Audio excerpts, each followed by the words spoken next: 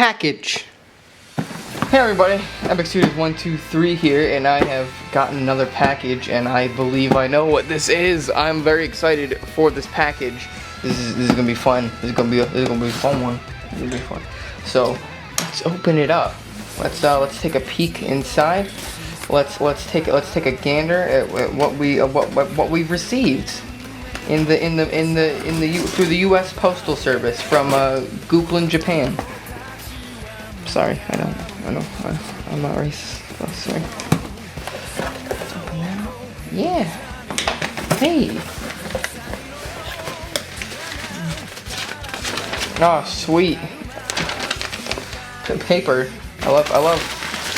Oh, we got some Japanese newspaper. That's actually kind of cool. But I don't care about that because that's not what I paid for. Oh, we got some nice bubble wrap here. Hey, you guys like bubble wrap? You guys like bubble wrap? I like bubble wrap. Bubble wrap's pretty good. All right, now let's get to the main event, boys. Let's pop. Why? Get this shit off. Woo! Yeah. Oh boy. Oh, this thing's pretty hot. And here we have it, the Jotaro Kujo Part 3 figurine. I have been waiting very impatiently for this figure. I am so excited to have this thing. So let's take a close look at the box. As you can see from the front, we have a nice window view of the figurine itself, with Jotaro looking as badass as ever. You can see Lucky Land Communications at the bottom, JoJo's Bizarre Adventure, the logo. This is the second release. It says second right there. It's the only. This is I believe this is part of their Super Action statue line. As you can see right there at the top. And up here we have Super Action statue, JoJo's Bizarre Adventure, second. All that stuff. And on the side we have some cool pictures of Jotaro. More of the same stuff. And on the back you have some examples of some poses that you can do with Jotaro, as well as a list of all the parts and everything. Warnings. There's an approval sticker, approved by Shueisha. Got some copyright, blah blah blah, whatever. But now that that's finished, let us get into the figure itself. Alright, now let's take this thing out and take a look. Let's look at this beautiful Jotaro, as the kitties say it. So now that we have it open, we can, get a good view of the figure, all the accessories and instructions in here, some other parts in the stand. The base, not his stand. That'll get a little bit confusing. So here we have the figure itself. It's in some good packaging. It's packaged fine. Nothing special. So we can take it out, and oh man, I hope we can take it out. Is it tape? No, it's not. Okay, cool. So starting off, we have Jotaro himself. He has some plastic around himself, and then some plastic exclusively around his trench coat at the bottom. And that's because it is posable, which is awesome. That is really cool. And joints feel a little loose, but it's not a big deal. They still seem like they're going to hold their place just fine. It's not like there's really any objects for him to be holding. The painting is great. It really captures Rocky's art style and the way that, the style of the anime. I believe that this is in the color scheme more of the OVA than the recent anime, but it's okay because they're pretty much the same. It's still the general idea. There's not a humongous difference or anything. And the sculpting is great. It has that really dramatic flair to it that really fits the JoJo characters. And overall, this figure just looks awesome. All the hands are sculpted really well, and the coloring is nice. And just everything here just looks great. All the accessories look good. I do wish that the neck could have been handled a little better, but it's not a big deal.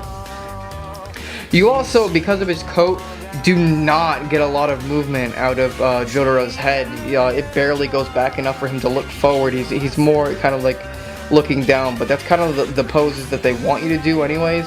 So, you know, it's not a huge deal. You have some rotation. You can rotate it at 360 actually, and you can bend it down and then up some. But don't expect to get any more, you know, facial expression out of him other than that. You have some swivel in the chest, some crunch. Elbows go out, in and out. They twist. You can bend, or the shoulders go in and out, bend and twist. And then you can bend at the elbows. They don't twist though, not really. And then you have some twisting at the hands and some, you know, side to side, which can also be in and out. And then on the back, on his trench coat, you have it can go up and down to get those dramatic poses.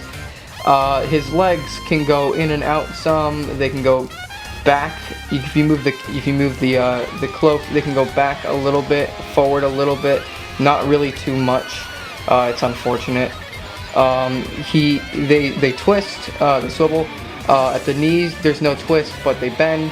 And then at the feet, you can twist them. You can push them up and down, side to side a little bit, and then there's a bend at the toe. So overall, the posability is fine. You know, it's what you expect.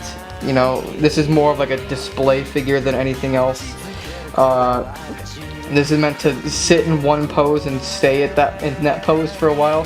One detail that I do love is the fact that the chain is like an actual chain and it's not molded onto the sculpture, which I think is really awesome. I think that's a really good feat. I think it's a really good touch. So now let's get into the accessories that it comes with. Alright, so starting off, we have these sort of outstretched hands. You know, they look, all the hands look fine. This is a set of like these outstretched hands, kind of like almost reaching for something. You have these kind of like karate chop hands. These are nice. These are fine. They look cool. You have these hands that look kind of like they're pinching. I think this is supposed to be for him grabbing his cap. I think it's awesome. You have a pointing finger. You have another kind of like grabbing hand, like pinching hand, right there.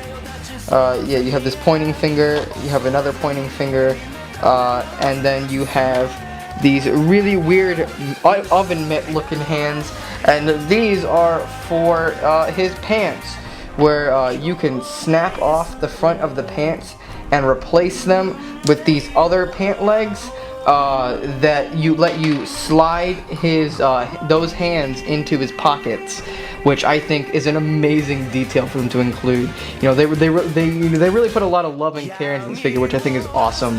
I think that's really cool. And then you also have this extra head, which makes Jotaro look a little bit more happy if Jotaro can smile. But yeah, overall, you know, everything looks good. Everything fits fine.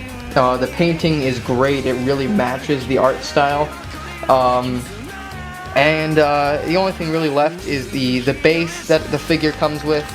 But I mean, you've seen one base, you've seen all of them. So now we're just gonna throw up some poses and wrap this up.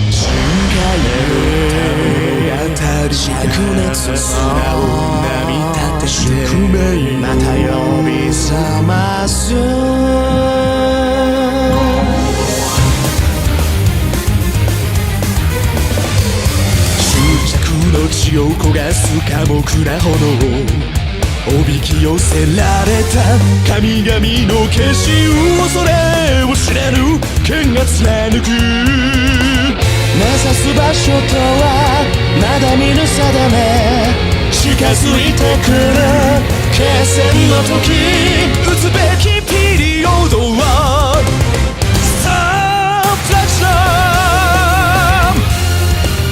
始まってしまった物語に奪われたままの時に今終わりを告げるため歩き続けるクルセイダー